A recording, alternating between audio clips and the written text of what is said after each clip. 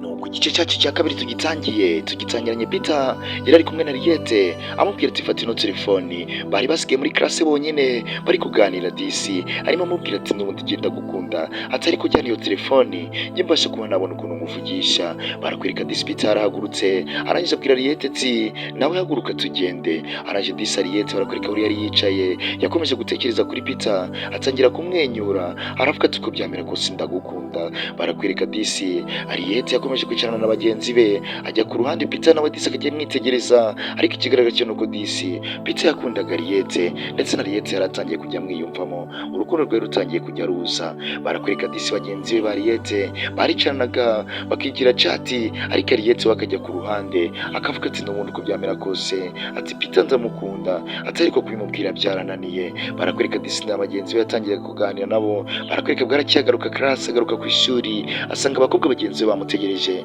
ndetse na ba Peter ndetse na Fisto nabo bari bamutegereje. Arangira arababaza ngo ese bihabaye iki, ni ibiki byabaye ko mbona mwategereje hano, byagenze gute? Arangije komeza kubabaza disi Riette ababaza ati mwabaye iki ko mbona mutari muri class muticaye mutari kwiga, byagenze gute? Arangije disi amarangamutima aramufata abura ukuntu abigenza akireba ku ruhande ahita abona Peter ndetse na Fisto. Arangije mu gusubira inyuma ngo asubire inyuma yongere yitahire, barakwereka disi Peter yahise amufata aramubwira ati nta hantu ushobora kujya ahubwo ngwino tugende muri class.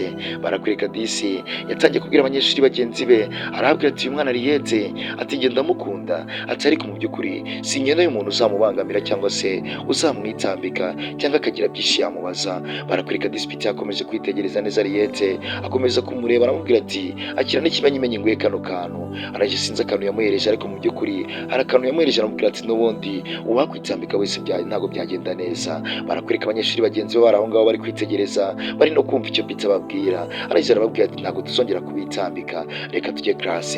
Barakwereka disi bagiye mu ishuri bakimara kujya class, barakwereka Riette nubwo yigaga umutima ntabwo baguri hamwe, disi yabaga ari gutekereza Peter. Barakwereka Peter ndetse na Riette yatangiye kuganira n'abanyeshuri bagenzi be, arangije abanyeshuri bakajya bakunda kumwanduranyaho b'abakobwa bagenzi be bagira ngo bamwanduranyeho barebe uko Peter araza kubigenza. Barakwereka Peter n'umuntu uko byamera kose yakundaga Riette, ntabwo yashakaga umuntu wakubangamira Riette. Barakwereka Riette yakomeje kuguma aho ngaho, akimara kugumaho akomeza kwitegereza muri class bagenzi be ibyo bamubwiraga, gusa ntabwo yarakeneye kubyumva, we yikundiraga Peter, ariko Peter nawe yaramukundaga ahubwo amarangamutima yari yaramwishe kuzamubwira ko amukunda. Barakwereka disi Peter yakomeje kwitegereza Riette akomeza kumureba cyane muri ubwo buryo aramubwira ati n'umuntu uko byamera kose ugenda gukunda ati ariko sinshaka umuntu uzakubangamira.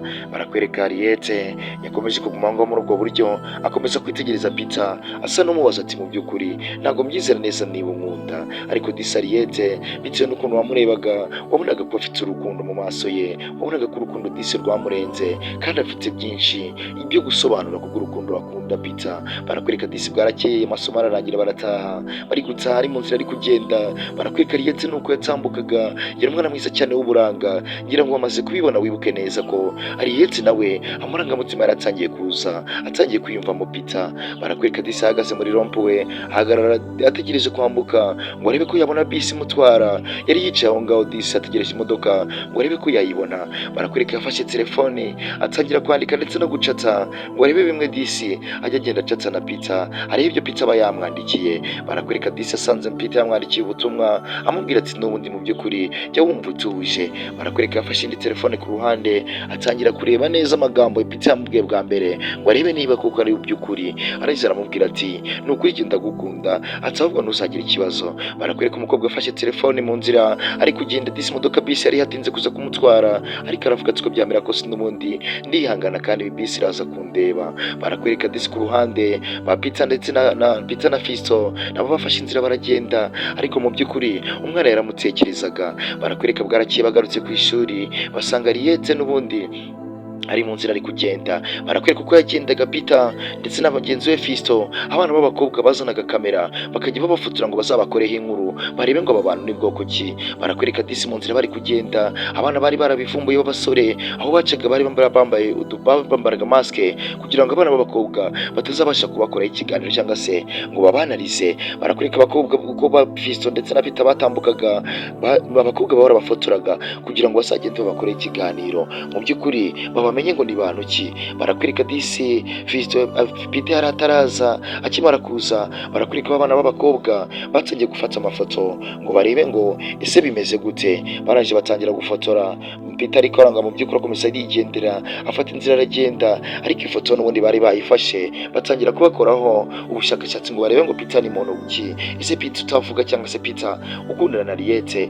ni muntu ki. Barakwereka abana batangiye gufata amashusho, batangira kumukoraho icyegeranyo, batangira kumukoraho ikiganiro ngo barebe ni muntu ki ku mbuga nkoranyambaga. Barangije disi bajya gusacinga bareba Peter ngo ni muntu ki, ariko mu by'ukuri Peter ntabwo ibyo yarabyitayeho. Barakwereka twagarutse ku ishuri, Peter yatangiye gukina basket ndetse abakobwa b'abana beza b'abakobwa bakaza kumufana kuko baramukundaga. Barakwereka twagarutse classe, tugaruka mu ishuri, mwarimu atangira kubabwira ati bana rero mukomeze kwiga mushyizeho umwete, ati nimutagiye komeza kwiga mushyizeho umuhate ntabwo bizakunda. Ariko Peter baramushimaga cyane kubera ko mu ishuri yarapafumingaga, yatsindaga neza, ntabwo Peter yari umuswa. Barakwereka afashe inzira arigendera mu gutaha disi Peter afashe inzira aragenda amasomo arangiye. Barakwereka umukobwa yakomeje kwitegereza bwa butumwa buri muri ya telefoni, ntabwo yari atarataha n'ubundi. Yarongeye ku munsi wa kabiri agaruka gutegereza ngo arebe ko yabona bisi, ariko mu by'ukuri icyo yashakaga ko ari uguhura na Peter. Barakwereka disi umukobwa yakomeje kuguma aho ngaho, ndetse no mu gutaha akajya akomeza kureba muri ya telefoni, akajya akomeza kureba bwa butumwa, ariko mu by'ukuri ikigaragara cyo nuko umwana w'umukobwa yakundaga Peter, ariko disi amarangamutima yari yaranze, yarabuze ukuntu azabigenza ndetse n'uburyo azabwira Peter ko amukunda. Barakwereka disi yafashe inzira, umwana w'umukobwa akomeje kwicara aho ngaho akomeza gucatinga cyane avuga ati n'ubundi uko byamera kose ndagerageza kumwandikira ndebe ko wenda yazansubiza cyangwa se yazambwira ko ankunda. Barakwereka disi buke neza ko Peter ntabwo yakundaga kuvuga amagambo menshi, yakundaga kuba ari umuntu ucecetse witurije. Barakwereka akiva mu imodoka disi Peter agarutse ku ishuri, ngaho disi imodoka yari imuzanye. Ikigaragara cyo nuko Peter yari uwo mu miryango ikomeye, iwabo bari abakire, bari bafite amafaranga. Ureba imodoka yazagamo mu gihe Ariete yategerezaga bisi ikaba arizo iza kumutora. Barakwereka Ariete nawe disi yaje ku ishuri, azatambuka muri ubwo buryo akajya yumva amagambo bagenzi bamubwira bagenda bamuvuga ati n'ubundi uriya mwana w'umukobwa, ati urukundo rwaramusagutse rwaramurenze, ati ese bizagenda gute. Arangije arakebuka arahindukira areba abanyeshuri bagenzi be ibyo bagendaga bamuvugaho, ariko yanga kubyumva ndetse yanga no kubyitaho, yanga no kubiha umwanya. Warakomeza arabitegereza gusa aravuga ati nimuvuge sha ibyo muvuga mufite impamvu mubivuga. Barakwereka disi abakobwa bari batangiye kujya bamureba ku mbuga nkoranyambaga bareba Peter, ati Peter urenze kuriya ntabwo yahuza ndetse ntabwo yanakundana na Ariete uri iwabo bakennye cyane. Barakwereka disi Ariete yakomeje gutambuka aza yegera abo bakobwa yumva ibyo bavuga, arababwira ati nyamara kandi ibyo mushaka ntabwo mubizi, ati kandi ndabinginze, ati ntimukajye muteranya abantu, ati kubera ko ntabwo muzi ngo niki cyabahuje. Barakwereka disi umwana w'umukobwa yatangiye gusobanurira Ariete, arambwira ati mu by'ukuri n'ubundi, ati wowe ibyo ushaka kuri Peter ntabwo bizakunda, ati Peter ni uwo mwana wo mu bakire, ati kandi wowe uza ku ishuri n'amaguru, ati kandi umwana akaza muri benzi, ati wowe urabona mwaba muhuriye hehe, ahubwo icyo ushaka wowe si ntabwo tuzi ngo ni igiki. Barakwereka Ariete yarabasetse cyane arababwira ati ahubwo mwebwe ibyo mushaka ntabwo mubizi, ati ntabwo mwatandukanya abantu bamaze guhuza, cyangwa se Imana yahuje abantu namwe ntabwo mwabatandukanya. Barakwereka disi abana b'abakobwa bakomeje kumubwira ati n'ubundi ibyo mwakora byose ntabwo bizabahira, ati ibyo mushaka ntabwo bizagenda neza. Barakwereka disi witegereze neza Ariete yakomeje kubabwira ati n'ubundi uko byamera kose njye Fiston ndamukunda, ati ariko uko byamera kose, ati Peter sorry ndamukunda Peter, ati ariko mukuri muzambabarire ntimugakomeze kunyivangira mu rukundo rwanjye na Peter.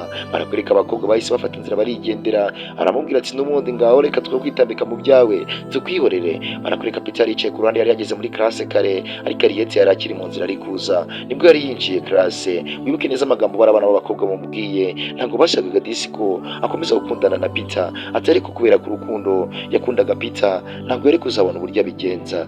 Barakwereka disi yakomeje gutambuka muri ubwo buryo aza asatira aho Peter yicaye, aramubwira ati Peter umeze gute, waramutse neza? Peter aramubwira ati nta kibazo umeze neza. Barakwereka disi umwana w'umukobwa no kwicara muri classe ngo yige byari byaramunaniye, ariko mu by'ukuri arangije disi barakwereka Peter yakomeje kumwitegereza amubwira ati nagize hano kare, ati ahubwo wewe watinze hehe?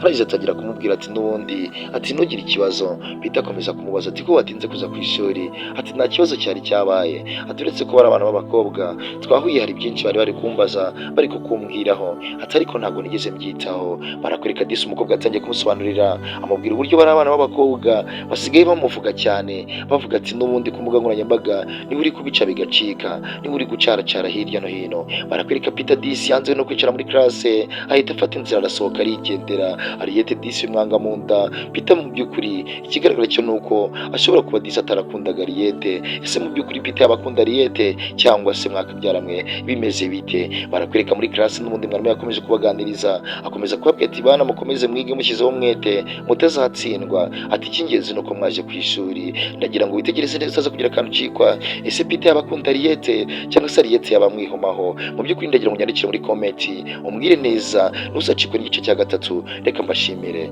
ndabakunda cyane.